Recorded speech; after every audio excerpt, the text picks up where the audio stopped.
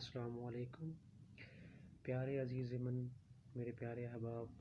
امید کرتا ہوں کہ سب خیریت سے ہوں گے ماشاءاللہ سے۔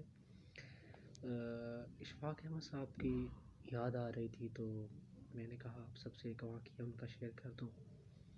ان کی کتاب میں نے پڑھا تھا ایک ایسا واقعہ، آپ سنیں گے تو آپ کو اس کا اندازہ ہو جائے گا کہ میں کیا بات کرنے جا رہا ہوں۔ سمپل سا، بہت آسان سا ایک ایسی آسان سی بات ہے جو کہنے کو تو بہت آسان سی ہے، بٹ اس میں ایک ایسی کہانی چھپی ہوئی ہے جس میں میں سمجھتا ہوں کہ زندگی کا خلاصہ ہے۔ اگر ہم نے کامیاب ہونا ہے دنیا و آخرت میں، کسی کو منہ دکھانا ہے، تو میں سمجھتا ہوں کہ اس طرح کی چیزیں جو اگر ہم کر لیتے ہیں، سمجھ لیتے ہیں اپنے معاشرے سے، تو ہم ایک اچھی لائف جو ہے نا وہ بھرپور طریقے سے ایک کامیاب لائف جی سکتے۔ کچھ اس طرح سے ہے، محترم اشفاق احمد صاحب اپنی ایک کتاب میں لکھتے ہیں کہ چمن آباد کا واقعہ، لاہور کے اندر ایک ایسا گاؤں تھا، ایک ایسا سٹی، ایک ایسا شہر تھا۔ تب کی بات ہے جب لوگ ٹانگے پہ سفر کرتے تھے، تو تب ایسی فیسلٹیز نہیں ہوا کرتی تھیں۔ چند لوگوں کے پاس مخصوص سی گاڑیاں تھیں، اور وہ فرماتے ہیں کہ ہمارے اس گاؤں کے اندر چمن آباد میں جہاں پہ یہ رہتے تھے، چمن آباد کے اندر وہ کہتے ہیں کہ ہمارے اس گاؤں کے اندر ایک ایسی خاتون رہنے کے لیے آئی، وہاں پہ مقیم ہوئی، جس کی ڈریسنگ، جس کی چال چلن، جس کا گھر، جس کی گاڑی آج کل کی جیسے ہم کہہ سکتے ہیں نا کہ برانڈڈ قسم کی تھی، گاڑی بھی اس کی، وہ جو ویئر کرتی تھی کلوتھس، وہ بھی۔ اس محترمہ کے ساتھ اس کے 2 بچے بھی تھے، اس کا ہسبینڈ نہیں تھا۔ تو گاؤں کے بچہ اور سارے لوگ پریشان تھے کہ یار اس دور کے اندر اتنے مہنگے اخراجات یہ کرتی ہے، اور اس کے پاس ایک اچھی سی گاڑی بھی ہے، گھر بھی اس نے بہت اچھا بنوایا ہوا ہے۔ تب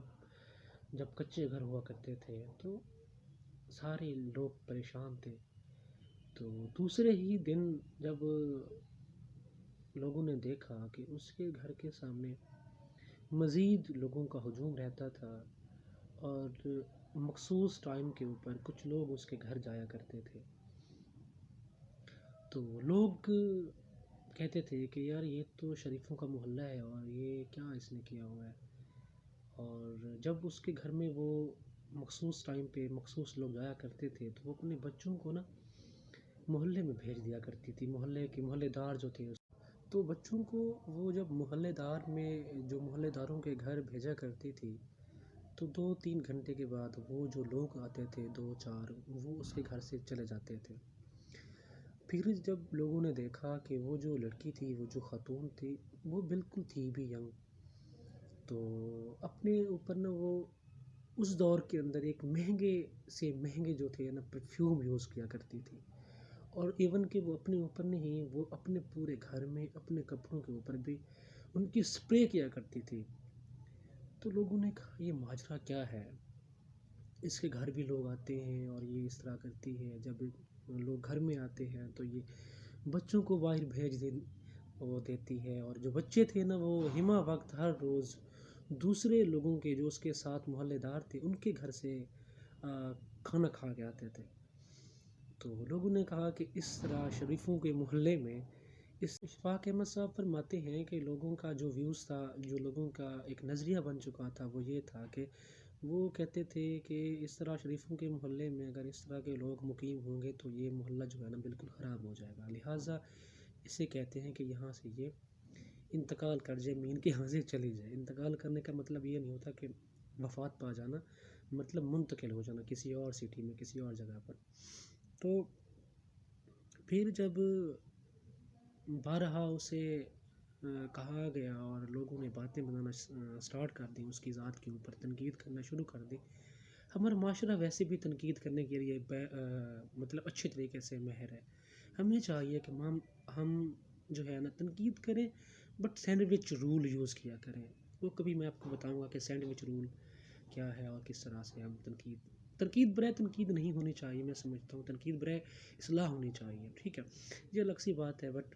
اچھا پھر کیا ہوا کہ جب اسے کہا گیا کہ آپ یہاں سے چلی جائیں، یہ شریفوں کا محلہ ہے، تو کچھ لوگ جب اس کے گھر گئے تو انہوں نے دیکھا، کیا دیکھا کہ وہ جو لڑکی تھی نا اسے کچھ ایسی ڈیزیز تھی، وہ کسی ایسی بیماری کے اندر مبتلا تھی، اس کے جسم کے اوپر عجیب سے زخم ہوا کرتے تھے، اور جو زخم تھے نا وہ اس کی پوری باڈی کے اوپر پھیلے ہوئے تھے۔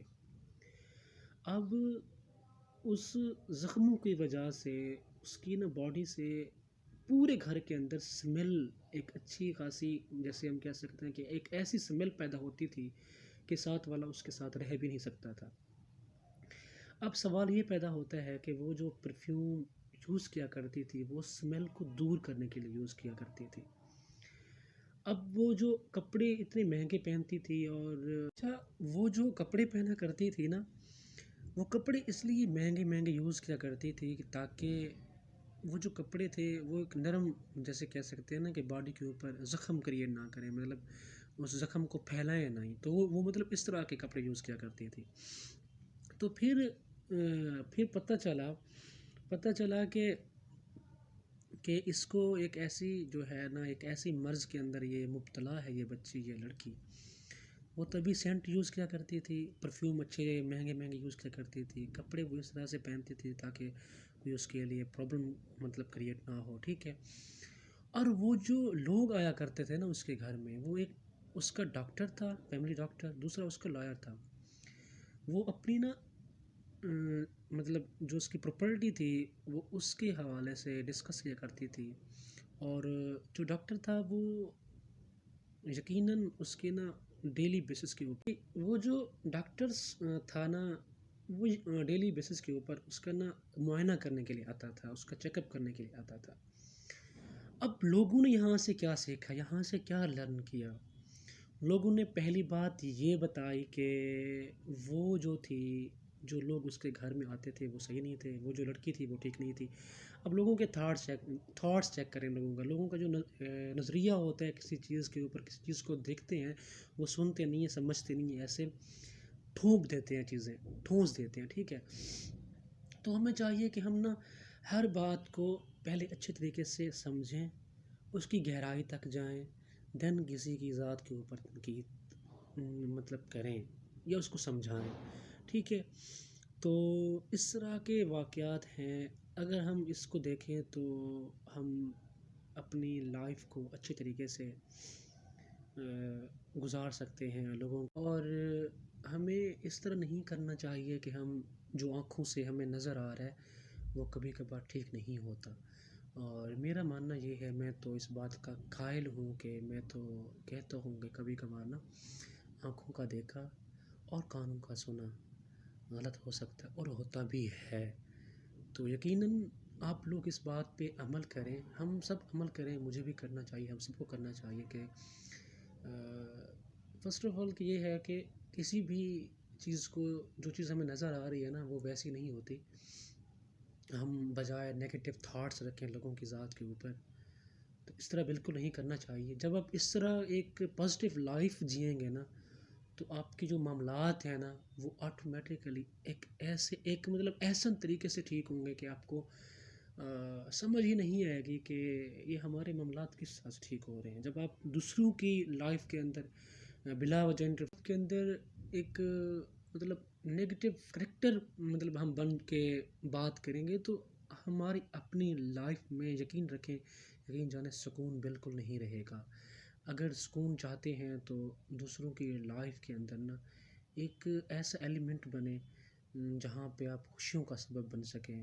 لوگوں کو جوڑنا سیکھیں، لوگوں میں محبت بانٹیں، احساس کرنے والے بنیں۔ ایک ہے نا کہ اپنے لیے جیے تو کیا خاک ہم جیے۔ تو بہت ساری باتیں ہیں، بہت ساری چیزیں ہیں جو سمپل سی چیزیں ہوتی ہیں، اگر انسان کرنے پہ آ جائے تو